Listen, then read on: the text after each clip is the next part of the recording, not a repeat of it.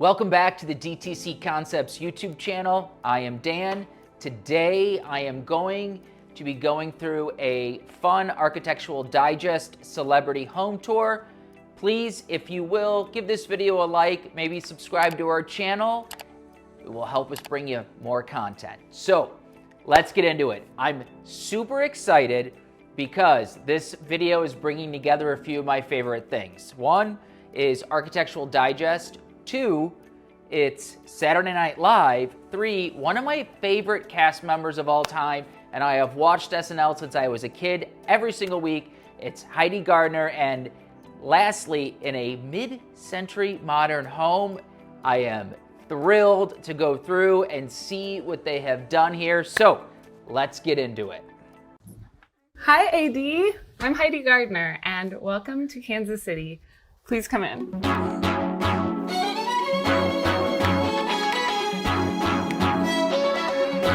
Already drooling.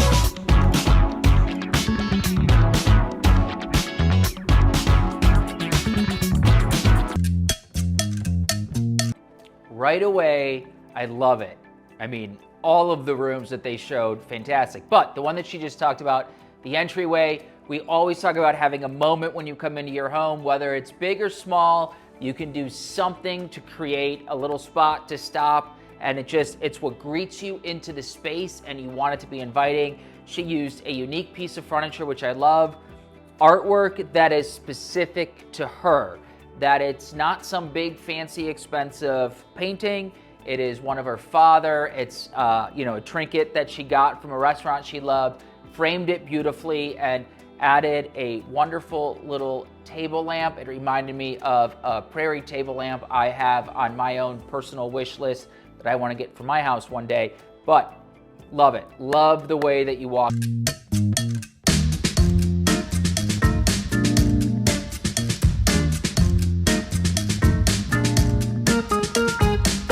This house is both a Kansas City labor of love and a New York labor of love, which is kind of like me, my two favorite places in the world. For the design build of the house, I worked with Cicada, which is a Kansas City firm. And then for the interior design, I worked with Madeline Hudson Interiors, who are in New York. It was necessarily about the room, although I can't wait to dive into that. But you heard her say she worked with two different firms. You know, it is a thing that I come across in the business when people ask, well, why would I use you? I have a general contractor, or, what is the purpose of a design firm? If you look at your home as like a company, there's various different roles that are played in there that work for that home. And so working with a great builder, a great design firm, you have multiple people focusing on different areas of the home, and when they all come together really well. Okay, so I just want to get into this right now. Looking at this room, all of those wood-clad walls are fantastic. The couch is super cozy. I love that this room does not have a TV. If you're fortunate enough to have multiple hangout spaces in your home, try one without a TV. As you see, she's opening up what is a record player cabinet, and I tell you, half the time in our home, the TV just gets turned on because it's there. So if you have a space to sit in without one, it's going to be great. This room also provides a lot of balance. There's soft neutrals, there's texture, and then there's a little bit of pop of wow with that coffee table. So all in all, I love it. Again, she's got the This Is Home book. I've got that as well, layered with books and things that she loves. It makes for a great space.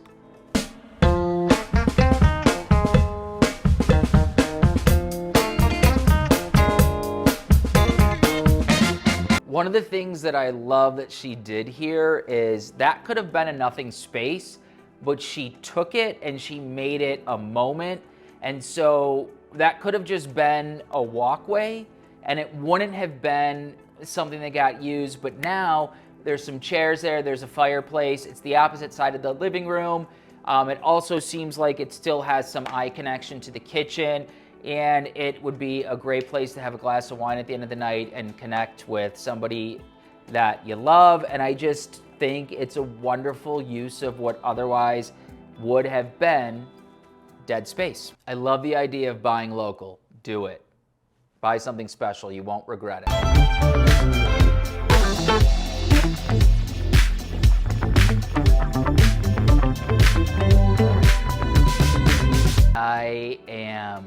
crazy about this kitchen. I have been trying to find a client who will allow me to do a full wood kitchen. It has not happened yet, but I love the warmth. The cabinets are absolutely unique. Like, it does have a very vintage but fresh feeling to it. The stone is gorgeous. Like, everything about this kitchen I would love. That counter detail that goes down is bonkers good. That hood element is cool. It's obviously specific to her, but it's also an easy change if you needed to when you were selling your home.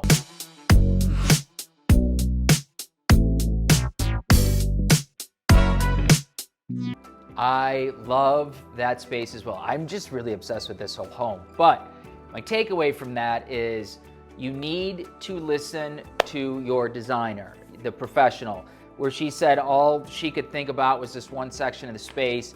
They created a new floor plan for that space, really maximized it, did it in such a beautiful way, thought outside the box, and that's something that I think is hard in our business to convince people to do because we are inundated so much with just Instagram of the same. They have a vision to go outside of the box and to rearrange something. Chances are they're seeing something you're not, and it could look as pretty as that.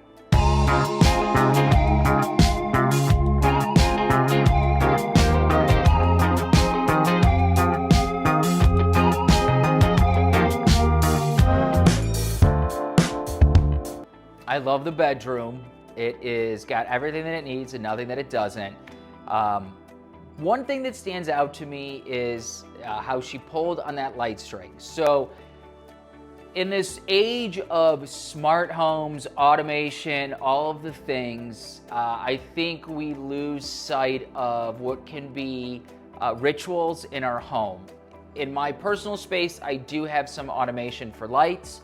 I like it. I have some lamps that turn on at 6 a.m. in the morning when I walk out. It's not pitch black. However, I also have a bunch of sconce lighting throughout my home that I walk around, I turn on. It's part of my morning routine. I love it. I turn them off before I go to sleep at night, and it just creates this ritual in the space. And I think that that is important. So when you're looking at doing your home, think about that. Not everything should take care of itself for you. You should be a part of your home's day-to-day, and also put in beautiful sconce lighting like she did, and find some great vintage artwork.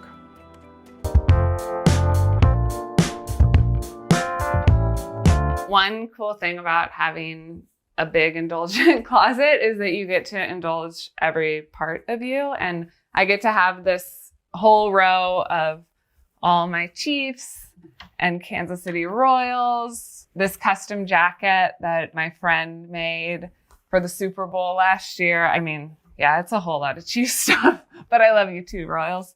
I have this great vintage perfume sign from Glenwood Antiques, and that was a super special find. It lights up. This was my dad's robe, and he gave it to me right when I bought this house because he was like, this is the vibes of your house. This is the life that you should be living. And I kind of say to guests, bring a robe. Like, we're all chilling out in the pool in silks, things that look like this. I want everybody slinky and sexy and feeling themselves. This coat was really special to me. I actually got to go to the Olympics in Paris this summer with my good friend Ego that I work with. And she rocked this jacket, and I don't even rock it. I just hang it. So thank you, Ego. So basically this whole closet, this moment was to honor my mom, Ernie, who I think just had the most fun closet ever when I was growing up. Her and her friends, instead of doing Tupperware parties, they would do lingerie parties. So in her closet, which was half the size of this or a quarter of the size, it would be all her and her friends trying on nighties and negligees and little slippers like that, and just having the best time in the world. So I want my friends' kids to be able to come here, play in the vanity like I did when I was a little girl, try everything on, like everything's easy access. And I'm just living my best life in this closet. That really is one of the absolute best closets I've ever seen. I love the continuation of that same wood that's in the kitchen. You know, when you've got something like a mid-century home, really honing in on 3 or 4 different materials, and finishes, I think creates this really serene, balanced feeling throughout the whole space. It's done beautifully here. I mean, I'm absolutely blown away. The other takeaway from this is use of space. So, one thing I always run into with clients is not only how do you want to feel in your home, but how do you use it? And I think we get caught up in only thinking in ways of things that we've seen before, where closets have to look a certain way. It's either just a standard walk-in or, it's an open step-in. Like here, this is its own room. It's this own portion of the house because that's what she wanted it to be. She has this grand memory of when she was younger and playing in her mom's, and I think that that's really great. I know in our home, one of the things that people are always surprised about is I let the kids run through our bedroom. And I remember being a kid and not being allowed in our parents' bedroom, and it was this like off-limit space. And in our home, it's not. And like my kid has he thinks he gets the biggest kick out of it, that he gets to run in there and he gets to jump on the bed. And truthfully, I don't care. I want him to enjoy it, and the whole home is also his. And so, I hope one day that sparks memories for him to do something different in his house. And I love the way that this closet came to be because of a childhood memory. That's right. If you like that, Soho Home has got some furniture pieces that look very similar to the front of that vanity that are like absolutely gorgeous. But that, again, that use of space, that vanity is in front of a window, which is lovely when you're getting ready in the morning, and she just ceiling hung a mirror, and I think it's just really, really cool, and I love it, and it would be fantastic.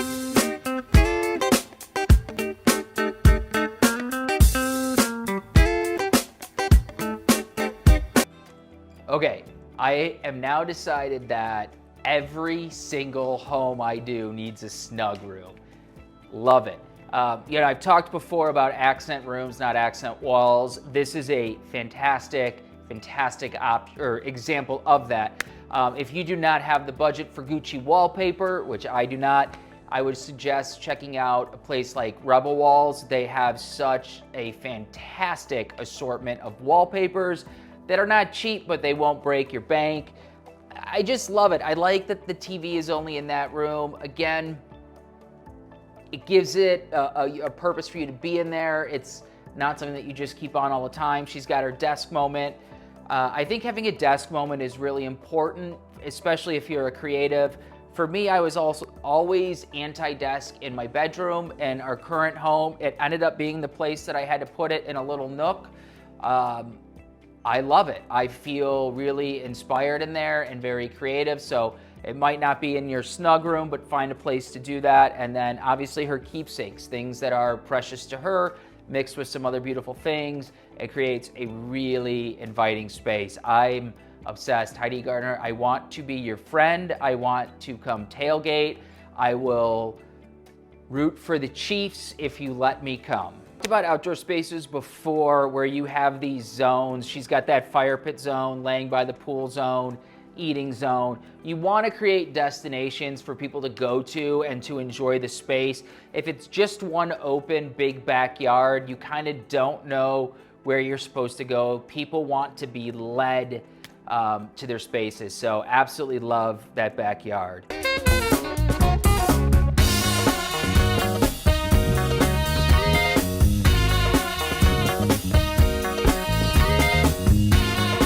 Thank you, AD, for coming by. You're welcome to come back to Kansas City anytime you want and stay with me and John Ross. I have to feed him. Bye. Looks like we're wrapping up. Heidi Gardiner, you crushed it. That is one of my favorite celebrity home tours I have ever seen. If you like this or curious where to get different furniture that looks like this or some of the things I talked about, please drop a comment below. As always, if you like and subscribe, it helps us bring you more content, and we will be back with more celebrity home tours.